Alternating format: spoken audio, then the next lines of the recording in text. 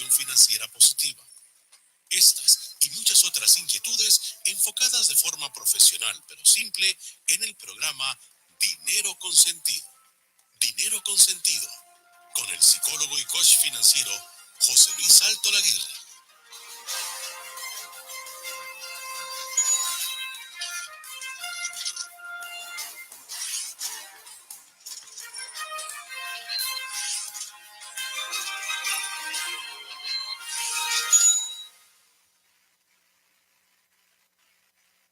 A Dinero Consentido, el programa para dar sentido a su dinero. Les habla José Luis Alto Laguirre. Y bueno, hoy antes de presentar a nuestro invitado, vamos a utilizar aquello de por sus obras le conoceréis. Y voy a leer un pequeño resumen de su visión sobre el momento actual. Vivimos en un mundo que no nos sonríe tanto como lo hacía hace algunos años. El panorama no es halagüeño y en muchos países los electores están resentidos con la globalización, han perdido el aprecio por la democracia, de lo que se aprovechan políticos populistas.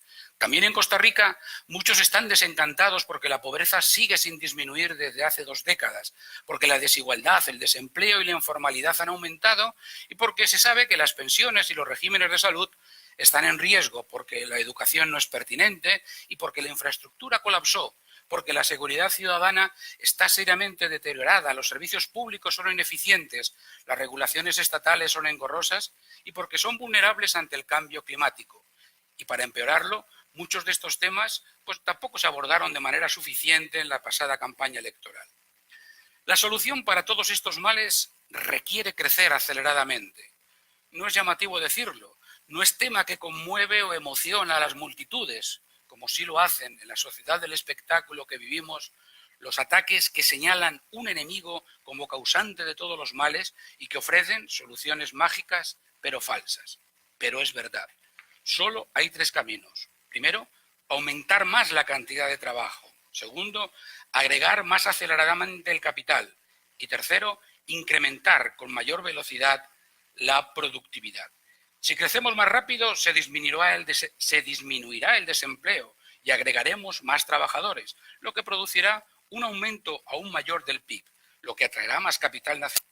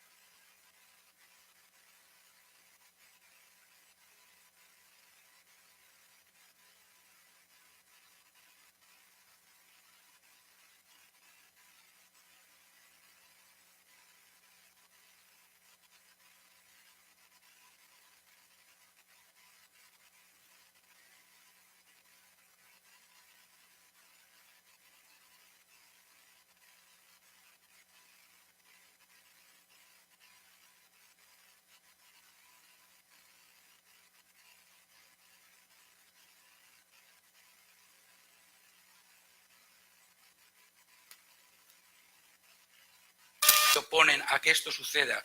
¿Qué es lo que pasa para que lo lógico, lo racional, no sea patrimonio de todos, sino que haya personas, fuerzas vivas que de alguna manera se oponen a esta necesidad perentoria, yo diría que ya casi importante y fundamental que tenemos en Costa Rica?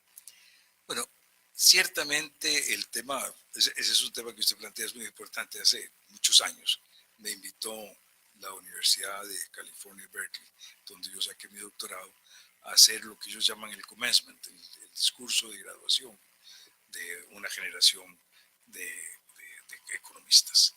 Y mi tema principal fue ese. ¿Por qué es que frente a la racionalidad de las posiciones y de las medidas que parecen que tienen una lógica concluyente de cómo debemos llevarlas adelante, fracasamos y no las llevamos adelante? Y la respuesta fundamental a eso es que, bueno, somos personas y las personas no somos racionalidad.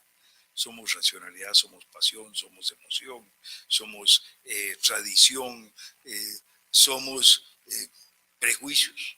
Y entonces todo eso entra en juego en la toma de las decisiones.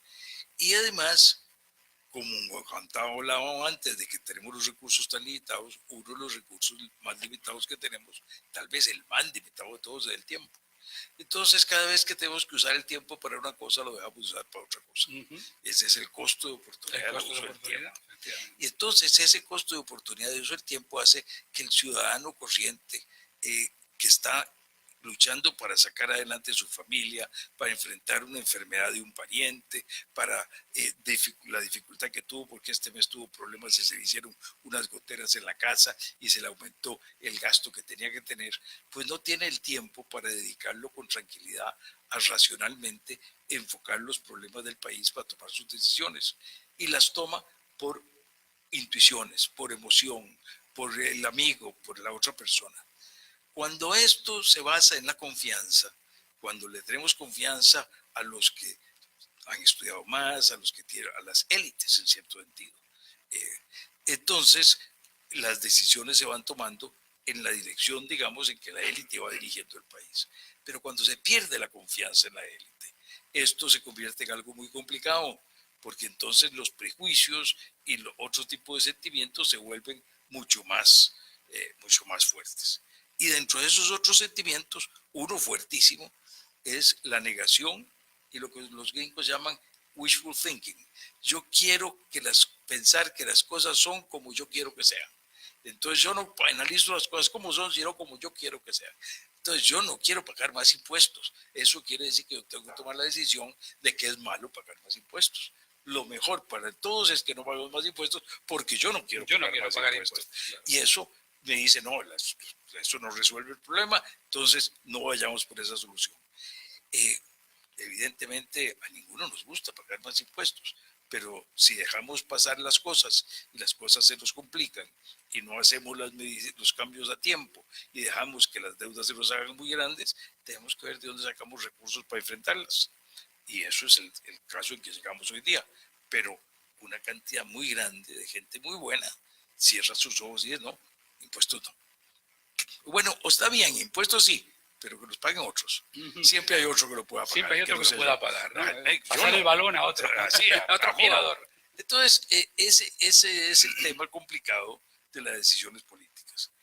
Se lo voy a poner un poquito con historia de Costa Rica, de cómo llegamos a este punto. Costa Rica tiene una crisis importante, muy importante en los 80s, de deuda externa. Algunos la veníamos diciendo que venía desde 10 años antes. Veníamos señalando para dónde íbamos, que el sistema no funcionaba, que era muy ineficiente, que estábamos manejando muy mal los recursos, etc. Pero el país siguió por ese camino, porque era un camino bonito, era un camino en el cual nos endeudábamos, teníamos más recursos, como dijo en aquel tiempo un empresario banquero muy conocido, don Jaime Solera, la gente estaba disfrutando la fiesta y nadie quería pensar en que después iba a haber que pagar la fiesta. Había que pagarla. Entonces, la cosa siguió. Cuando vino la situación, que ya la cosa se hizo muy seria, mucho más seria que ahora, debo reconocerlo, teníamos reservas negativas, o sea, lo que el Banco Central debía a corto plazo era más que la cantidad de recursos de deuda externa que tenía, el déficit era muy alto, la deuda se había venido acumulando, el mundo vivía una etapa de subida de precios de petróleos, altísimas tasas de interés, que son cosas que no hemos tenido ahora, más bien hemos tenido guerras tasas por detrás, de interés muy cercanas bajo, también. una situación muy complicada externa. Entonces, la crisis que vino fue aplastante, terrible. El país tuvo que cambiar y hubo cosas interesantísimas que pasaron y que el país demostró una capacidad de enfrentar los problemas. Yo le tengo un respeto enorme a un presidente de un signo distinto al mío, don Luis Alberto Monge, que le tocó llegar al gobierno y a tener que decir lo que mi partido y yo venimos diciendo, ya no lo podemos decir más. Tenemos que cambiar el modelo. Y tuvo la valentía y el arrojo de ir cambiando el modelo. Y de ahí se hicieron unos cambios, tuvimos una situación externa que ahí nos favoreció. La mala situación externa nos favoreció, guerras en Centroamérica, Guerra Fría, y eso hizo que Costa Rica tenía que ser salvado. Era el ejemplo que había que salvar para no aquí. caer en la vorágine. Sí. $1 millón de ayuda diaria tuvimos durante años. El 70% de nuestra deuda externa se nos condonó. Ningún país ha tenido un trato tan favorable en una crisis, ninguno. Además éramos chiquiticos, de manera que el costo para los países grandes no era tan grande, porque éramos relativamente pequeños. Bueno, o éramos no relativamente, absolutamente pequeños. Entonces, empezamos un proceso de ajuste y fue muy rápido, muy bien en los 80. PAE 1, PAE 2. Llegamos a los 90, viene el PAE 3 y la oposición no quiso dejarnos aprobarlo. Y se rompió la posibilidad de ir haciendo el cambio del ajuste que teníamos que hacer. Eso hizo que cuando a principios de los 90, en las mediciones que hacía el BID, el economista Lora, jefe del Departamento de Estudios Económicos del BID, de cómo iban los países latinoamericanos enfrentando la crisis, Costa Rica estaba a la cabeza de los más rápidos reformadores. Ya para mediados de los 90 nos habíamos quedado atrás. Y se había vuelto a la cola. Y entonces estábamos a la cola de los reformadores. Otros habían avanzado más. Viene la campaña del 98 y yo le planteo al país, mire, aquí estamos quedándonos sin infraestructura, los problemas de seguridad se van a hacer más fuertes porque empieza ya todo el tráfico de drogas y esto se nos va a complicar mucho. Tenemos un sistema educativo que lo abandonamos durante la crisis, que le quitamos recursos, hemos dejado un 20% de lo que antes educábamos, no lo hemos educado, es una cosa muy seria. Y tenemos que hacer unas reformas muy grandes para que el país pueda volver a crecer, siga desarrollándose más rápidamente y propuse en el programa de gobierno, no engañé a nadie, le dije vamos a abrir los monopolios públicos, electricidad, telecomunicaciones, seguros, vamos a vender algunos activos públicos, el Instituto de Seguros ya sin monopolio, el Banco de Costa Rica, VIXA, la fábrica de licores, ¿para qué? Para limpiar la deuda y para abrir recursos para poder invertir el gobierno en carreteras, en puertos, en aeropuertos, en escuelas, en cárceles y poder seguir adelante. Como eso no va a ser suficiente para acelerar suficiente el crecimiento, vamos a hacer concesión de obra pública. Hicimos las primeras concesiones de obra pública y los estudios para 5 o 6 horas. Dejamos la de Caldera, la de San Ramón, una cárcel que nunca se construyó, el muelle de Caldera, los estudios para el muelle de Limón, los estudios para la concesión de la carretera Limón, los estudios para la concesión de la carretera Cartago. Y dijimos, y el tercer elemento que necesitamos en esto, entonces son la venta de unos activos, las concesiones, la apertura de monopolios, y con eso no necesitamos poner nuevos impuestos. Bueno, el país dijo que no. Una vez que habíamos avanzado en ese camino, el país vino unas huelgas, se engañó a la población, se les dijo que lo que íbamos a hacer era vender al ICE, que nunca se había planteado ni estaba en un proyecto de ley.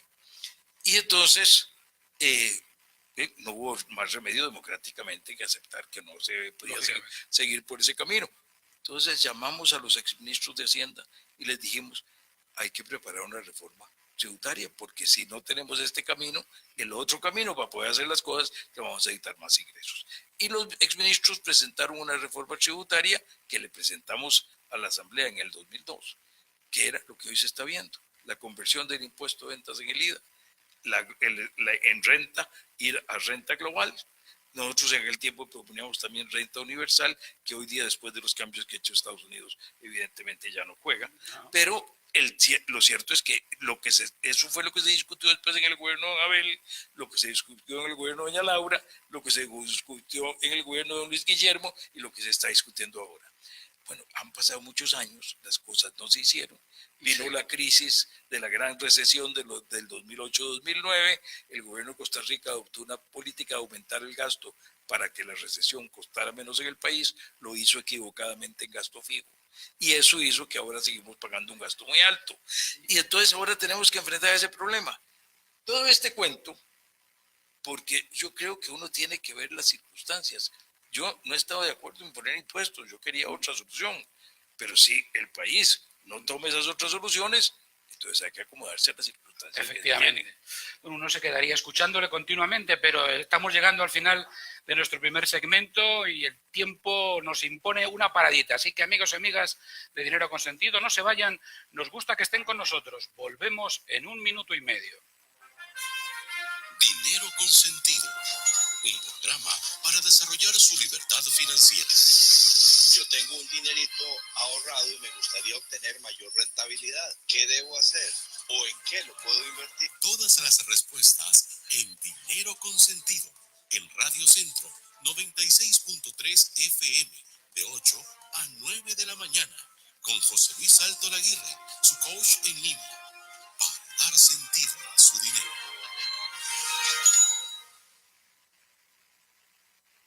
Llevar agua a Guanacaste es posible.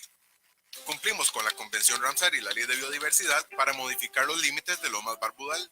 Modificar los límites para crear el embalse Río Piedras garantiza condiciones seguras de abastecimiento de agua para Carrillo, Santa Cruz y Nicoya. Para consumo humano y riego para distintos usos.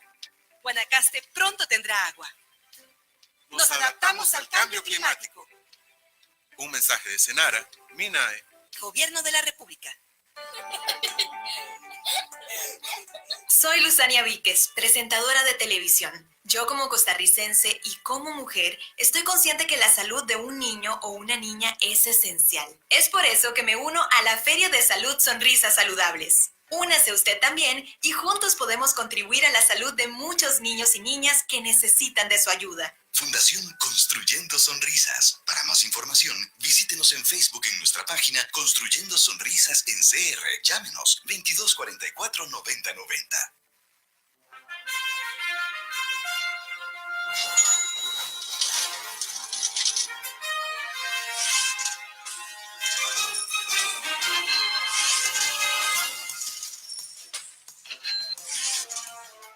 Amigas y amigos de Dinero Consentido, aquí de nuevo con ustedes. Hoy con una presencia de lujo con don Miguel Ángel Rodríguez Echevarría, expresidente de la República y expresidente general de la OEA, que está compartiendo con nosotros pues su visión sobre la actualidad, sobre la historia. Y yo creo que terminaba